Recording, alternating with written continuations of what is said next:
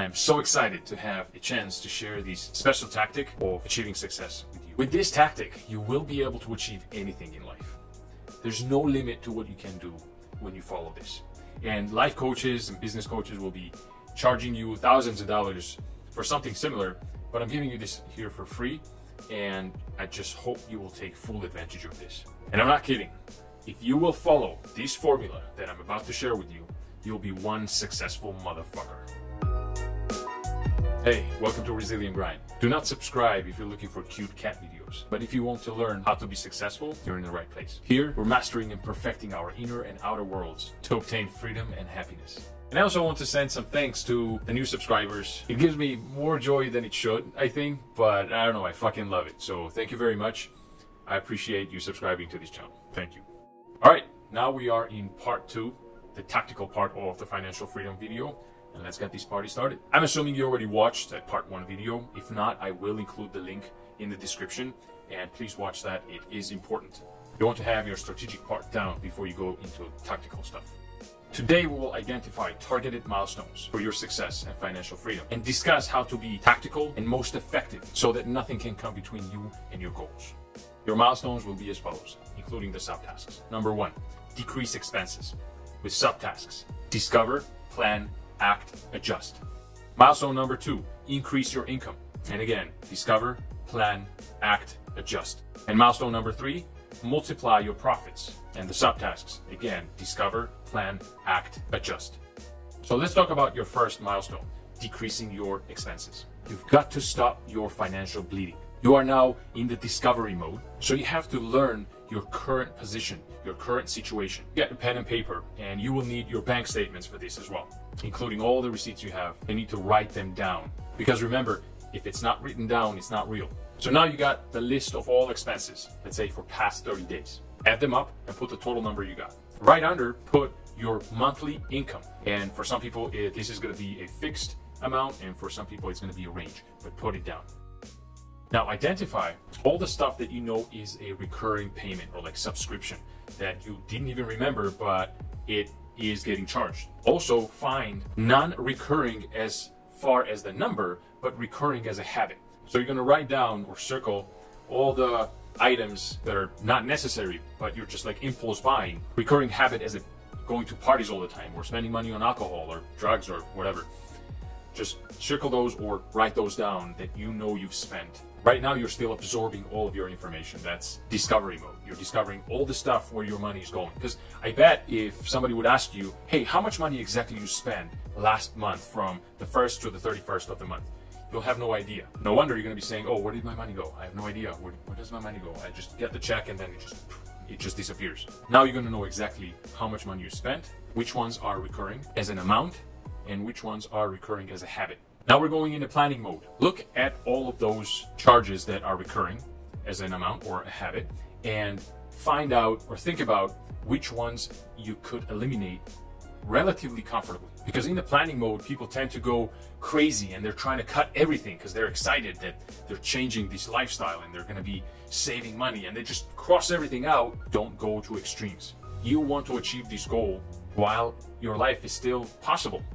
Otherwise, you'll quit. You want to make your plan very functional. So you have identified the items on the list that you are able to cut. Add these numbers up. Whatever the number you got is the amount you're going to be saving now every month. And that should already fire you up.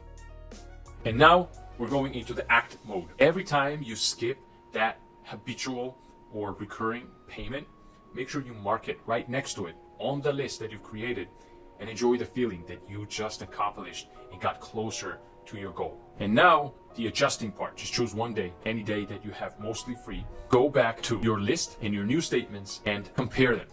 Make sure you're pretty close to the number that you planned to save. If you are a little bit under, you could not save just as much. This is the time to adjust. You can adjust things to make it easier or more doable for you. And if this was a breeze and you can feel that you can cut a little bit more out, then make your plan a little bit more aggressive to save even more. And this is the key. You're in this loop of constant improvement. Do you see the pattern? How you just start relatively easy and every time you go through the loop, you are going to be improving as long as you don't give up, as long as you don't quit. This will make you unstoppable. And this must be applied also to your debt. The discovery process, getting all of your statements from your credit card companies, understanding and absorbing all the information, how much you exactly owe. Then the planning mode will be to see how much you can actually afford every month to pay over your minimum payment, and how long it will take you to eliminate your debt. How many months of payments you will have if you pay X amount of dollars more or over your minimum payment. There are tons of calculators online that you can input all these numbers, and it will give you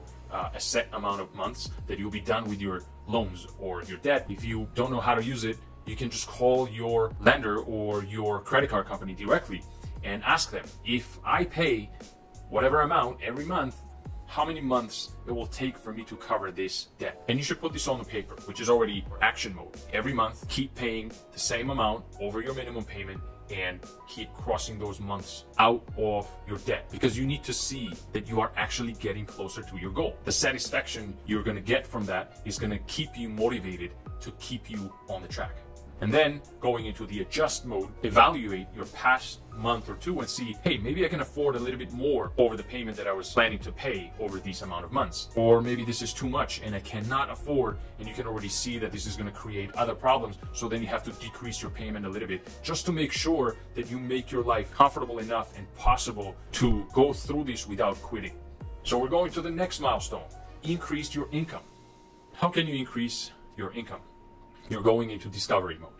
So you're trying to ask questions, find out if there are any opportunities. Usually, if you ask your friends and family, somebody will let you know that they have an open position or a specific opportunity that you could jump on. If you have a job, see what opportunities are there. What is your current value in the company, and how can you increase your value for that company? Typically, you can find some ways that you have not discovered before or observed before. You can generate more revenue for the company, and your boss will love to adjust your pay if you generate more income for the company. You can increase your pay by, I don't know how many multiples, but very significantly. If you help your company grow, your manager, your supervisor, your boss will be more than happy to share that increase with you. In my own company, I always watch and observe who's willing to do that, who is looking for new opportunities, who is eager. I know there are people in my own company who just can't wait for the day to be over. They're just negative about everything, can't wait to just go home. They never look for opportunities to improve themselves so they're more valuable to the company, so they could increase their pay legitimately instead of asking for a raise, but you're never concerned how you can provide more for the company. And guess what? I always see them, and they never last. And now we're going into the planning mode, and whatever you have identified, you can write it down. For example, if you're in sales, you can say, I will increase your lead visits by 20%. If you are in management position, approach your boss, present a plan of adding another team under your management, how much this would improve the revenue and how this could improve your pay consequently. And now in the action mode, make sure on your printed plan, you follow up daily. Write down, update how many phone calls you made to your customers, to your potential clients, potential sales. Did you increase by promised 20%? You need to ramp up a little bit more. And then again, the adjusting mode, you go back to the plan. After 30 days, you could not hit the number that you were planning, or you were over that number that you were planning. So you adjust your plan for the next month or for the next 2 weeks or whatever time frame you set for yourself. You rewrite the plan and you repeat. And then the third milestone, multiply profits from your income. Invest. But man, this is the most fun and rewarding part, or the milestone. The discovery mode.